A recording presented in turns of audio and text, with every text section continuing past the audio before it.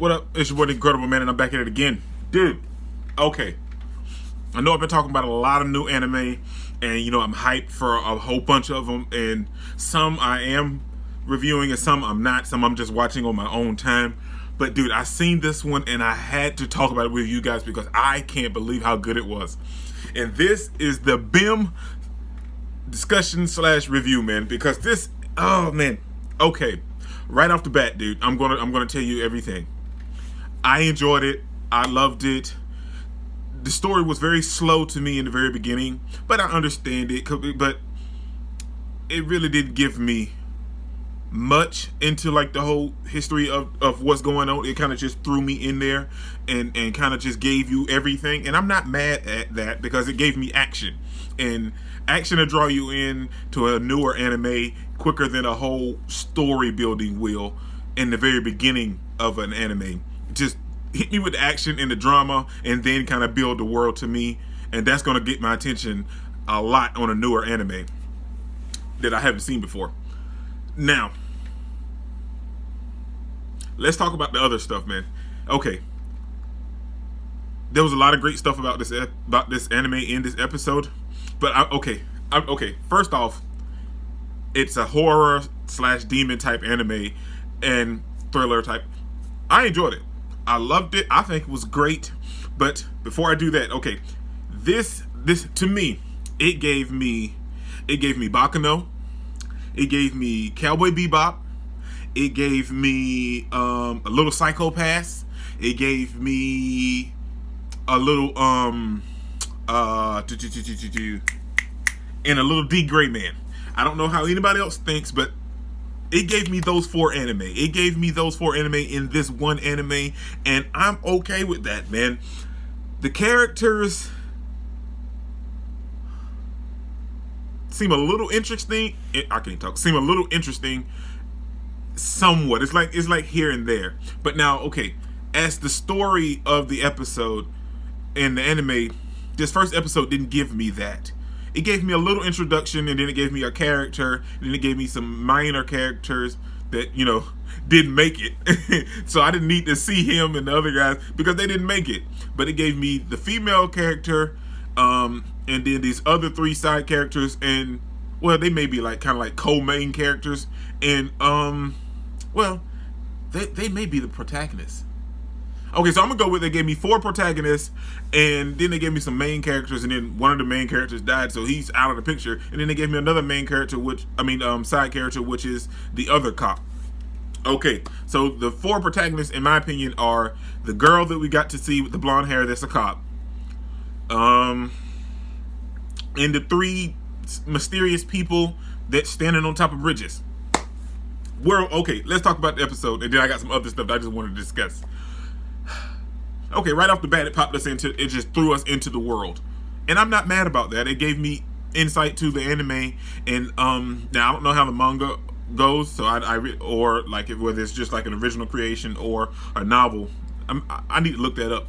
But if it's a manga, I don't know how the manga goes. But the story so far, it didn't really world build, but I'm okay with that. It gave me the action to really get me attached, and then they can work on the world building.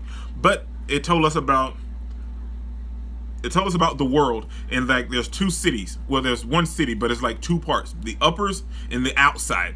And that's where the girl from the uppers, she got booted to the outside because of maybe clashing with a senior officer or something. So it kind of touched on that, but it didn't really give a brief. It gave a brief history of why she got kicked to the outside.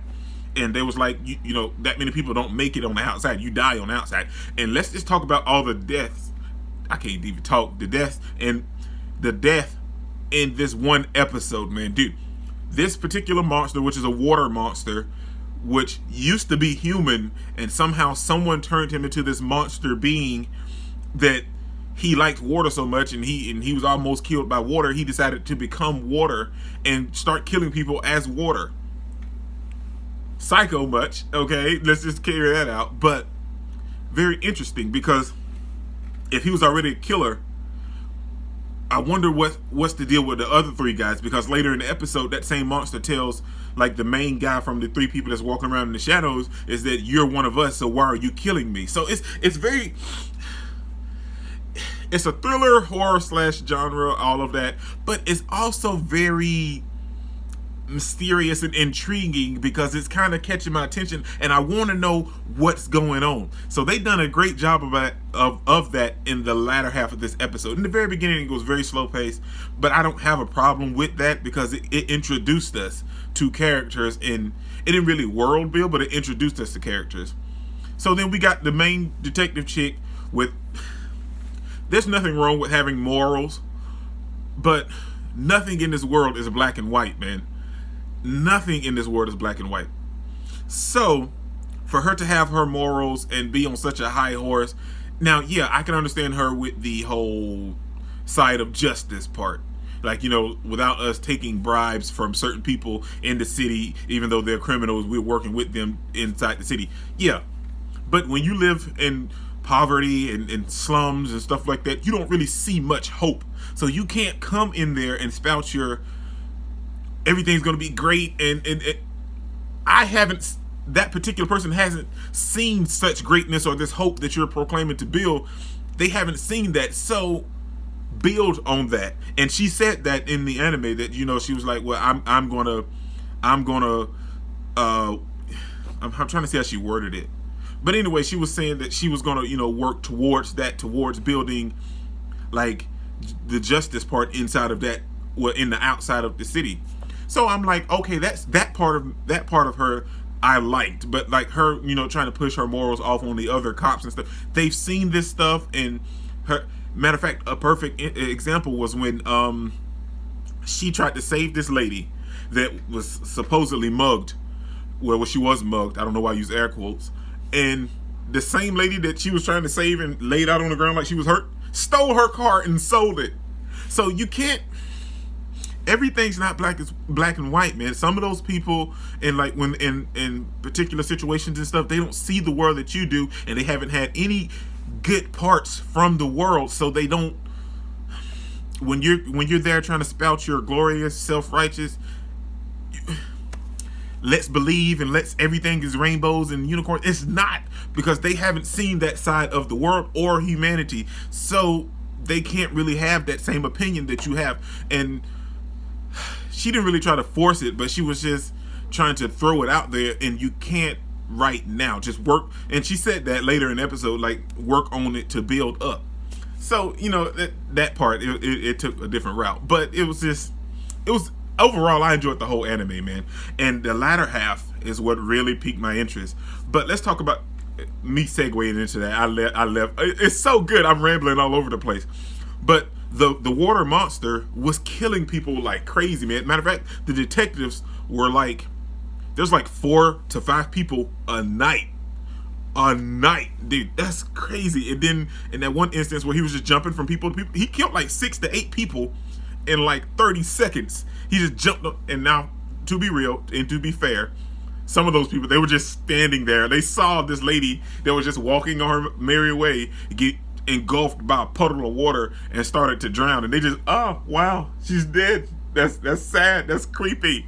I mean, so run. I mean, when you see something happening, either be a hero or run. And you know, if something supernatural happens, you're gonna run. I mean, let's just be real. But yeah, man, I enjoyed it. Let's talk about the detective with the glasses, man, when it comes to the latter half of this episode, and she finally comes in contact with the monster, and she's like shocked and surprised and like, oh my gosh, you want to shoot, and it's not doing anything. And that monster, dude, he gets like a sickle or something, and he slashes the water, and he cuts.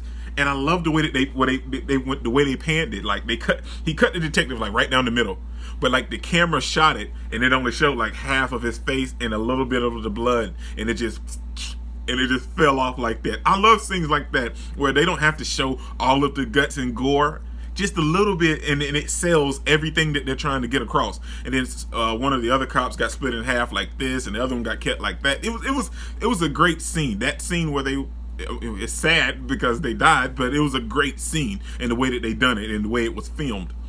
Then we have the dude that's been appearing all over the place, and I'm thinking his name is BEM.